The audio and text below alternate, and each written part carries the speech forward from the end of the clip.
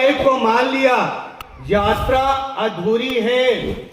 यात्रा तब पूरी होगी आध्यात्मिकता के हिसाब से जब एक हो जाएंगे, और वो तभी संभव है जब हमारी राइट डायरेक्शन होगी।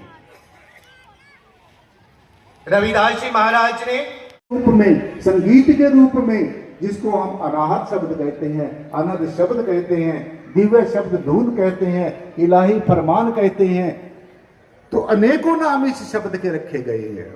तो इसलिए ये शब्द जब तक हम ध्यान में बैठकर नहीं सुनेंगे तो बाहर के वेदों, शास्त्रों, ग्रंथों, उपनिषदों, पुराणों को पढ़ना चाहिए, लेकिन उनको पढ़ने मात्र से नहीं। पढ़कर आप वाचक ज्ञानी तो बन सकते हैं, लेकिन जब तक आप ब्रह्म को जानोगे नहीं, ब्रह्म को पहचानोगे नहीं, देखोगे नहीं, पहले खुली आंखों से देखो, जानो, पहचान करो, फिर समस्त भारत के लोग जो सुख की सांस ले रहे हैं, सो उनमें जो महान विभूतियां हमारे भारत में जिन्होंने जन्म लिया है, सर्वप्रथम उनकी शिक्षा को नहीं अपनाएंगे तब तक हम समाज में राम को अगर कोई किसी तरह का जरूरत पड़े। ये संस्था 1982 से कार्यरत है। शुरू में यहाँ पे ये बिल्डिंग इतनी नहीं थी, यानी कि हमारे जो पूर्व सीनियर सदस्य थे उन्होंने इसमें बहुत मेहनत की है, तन मन धन से इस पूरे भवन को, भव्य इमारत को खड़ा किया है। और यहाँ पे जो हमारी सभा है बहुत सक्रिय है। यहाँ पे सोशल एक्टिविटीज़ और शैक्षणिक एक्टिविटीज़ और धार्मिक एक्टिविटीज़, तीनों तरह की एक्टिविटीज़ चलती हैं। हमने यहाँ पे 8th, 9th और 10th 3 क्लासेस के लिए इंग्लिश, मैथ और साइंस कोचिंग की व्यवस्था की हुई है। टीचर को हमने यहाँ पे रखा हुआ है, वो उनको बच्चों को टीच देते हैं, जिनका परिणाम बहुत ही अच्छा निकलता है। उसके बाद हमारे यहाँ हर सेकंड संडे और पूर्णमासी को नगर कीर्तन भंडारा होता है, और बीच में कई श्रद्धालु ऐसे भी हैं जो बीच बीच में भी ये कीर्तन भंडारा आयोजन करते रहते हैं। और यहाँ पे हमारी एक लाइब्रेरी है जो कंप्यूटराइज्ड है, उसको बड़ी अच्छी तरह से हम रन कर रहे हैं। बच्चे यहाँ उसका भी आनंद ले रहे हैं और उसका पूरा फायदा उठा रहे हैं। भविष्य में हम यहाँ पे एक लैब खोलना चाह रहे हैं बहुत जल्दी, जिसमें हम एक जो है नो लॉस नो प्रॉफिट पे चैरिटेबल लैब जिसको कहते हैं, उसकी स्थापना करने की कोशिश करेंगे बहुत जल्द। और अभी रिसेंटली हमने यहाँ पे सोलर सिस्टम इंस्टॉल किया है 25 किलोवाट का, अभी 2 दिन पहले ही उसका कनेक्शन हुआ है। सर, जो आपने 9th, 10 और 12 की जो ट्यूशन की बात की है, वो फ्री ऑफ कॉस्ट है या कुछ कॉस्ट ली जाती है? उसमें बहुत मामूली सी हमने रख रखी है, 200 रुपये पर बच्चा, वो ताकि बच्चा ये महसूस ना करे कि हम फ्री में आ रहे हैं, जा रहे हैं। और मोर ओवर इसकी सबसे बड़ी बात यह है कि उसमें सिर्फ हमारे समुदाय के बच्चे नहीं हैं, सभी समुदायों के बच्चे हैं, सभी कास्ट की कम्युनिटी के बच्चे इसमें पढ़ते हैं, लाइब्रेरी में भी और क्लासेस में। तो ये क्लासेस कितने से कितने बजे तक लगती है आपकी? ये क्लासेस 3 बजे से लेकर 5:30 बजे तक लगती हैं। अध्यक्ष महोदय, जो आज कार्यक्रम आयोजित किया जा रहा है गुरु रविदास जी के, इसके ऊपर आपकी क्या कहना, क्या प्रतिक्रिया रहेगी?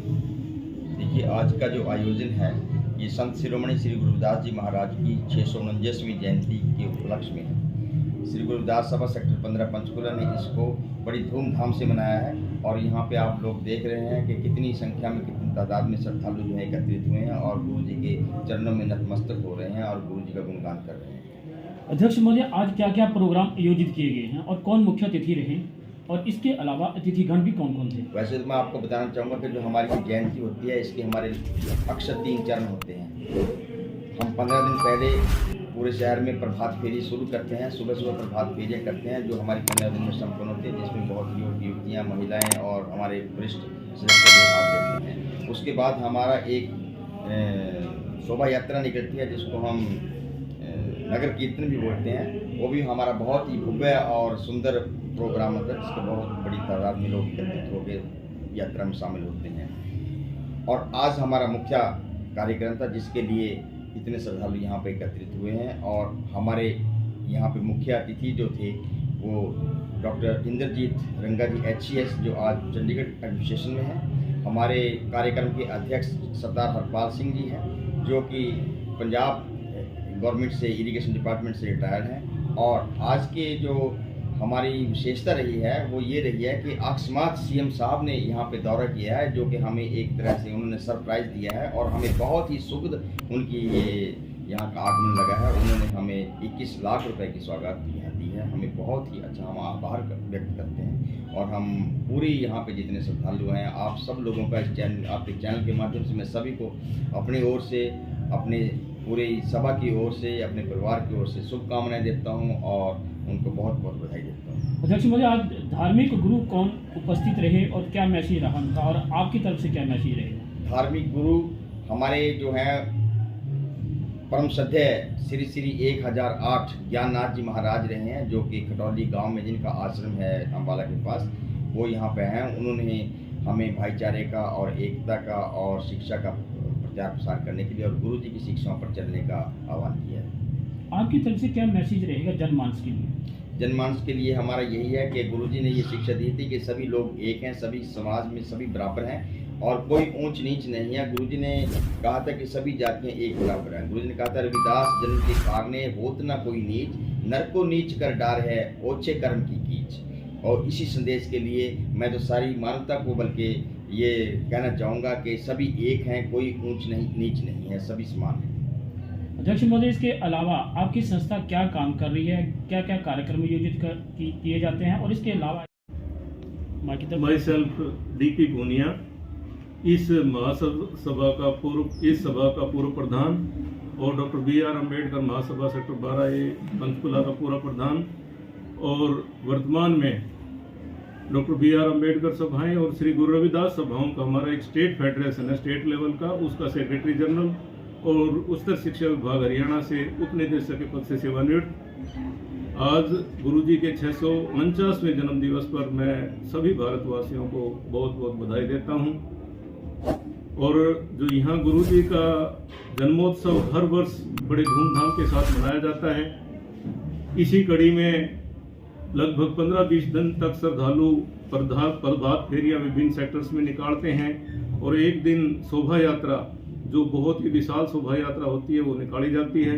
ये प्रतिवर्ष हमारा सौभाग्य होता है कि गुरु जी का गुणगान यहाँ किया जाता है।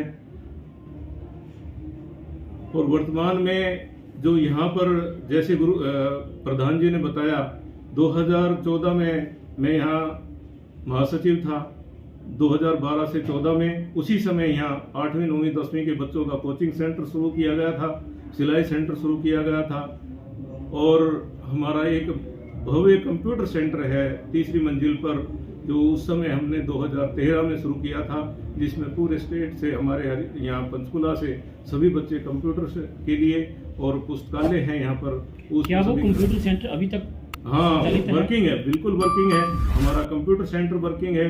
और 8वीं 9वीं 10वीं के बच्चों का कोचिंग सेंटर भी जब मैं यहाँ पे महासचिव था उस समय हमने शुरू किया था, जो अभी तक वहाँ चल रहा है, जिसमें लगभग हमारे 200-250 बच्चे 8वीं 9वीं 10वीं के बच्चे साइंस, मैथ और इंग्लिश की पर्टिकुलर कोचिंग उसमें होती है, और हमारे रेगुलर जो टीचर्स हैं वो उनको कोचिंग देते हैं। आप शिक्षा विभाग से जुड़े होने के कारण इस प्रथा को आगे, मिशन को आगे लेके जा रहे हैं? यस, बिल्कुल। मैं क्योंकि उच्चतर शिक्षा निदेशालय में उपनिदेशक के पद से सेवानिवृत्त हुआ हूँ, और उसी कड़ी में हम ज़्यादातर जो है ना, हमारे प्राध्यापक वर्ग और लाइब्रेरी से संबंधित जितने भी हमारे प्राध्यापक वगैरह होते थे, उन सभी की सेवाएं भी यहाँ लेकर के हम इस मिशन को आगे बढ़ा रहे हैं। कंप्यूटर क्लासेस की क्या टाइमिंग है, उसकी कोई पेमेंट है? हाँ, कंप्यूटर क्लासेस की जो पेमेंट की जहाँ तक बात है, बहुत नॉमिनल चार्जेस हमने रख रखे हैं, केवल 100 रुपये रजिस्ट्रेशन फीस रख रखी है। जहाँ तक टाइमिंग का है, टाइमिंग केवल एक दिन छोड़ करके सोमवार को ऑफ रहता है, बाकी दिन सभी जो है ना वर्किंग रहता है। यहाँ पर के कंप्यूटर सेंटर्स यहाँ चला हुआ है। शिक्षा विभाग में जुड़े होने के कारण क्या मैसेज रहेगा युवा पीढ़ी के लिए आपके? शिक्षा विभाग में जुड़े रहने के लिए मेरा युवा पीढ़ी को यही मैसेज रहेगा कि जैसे हमारे बाबा साहब ने जो हमारा फर्स्ट संदेश दिया था, शिक्षित बनो, फर्स्ट ऑफ ऑल हमने शिक्षित बनना है। फिर उनका दूसरा संदेश था संगठित रहो, संगठित होना है, और उसके बाद जो उनका संदेश था संघर्ष करो। उस मार्ग पर चल करके हमें आगे बढ़ना है।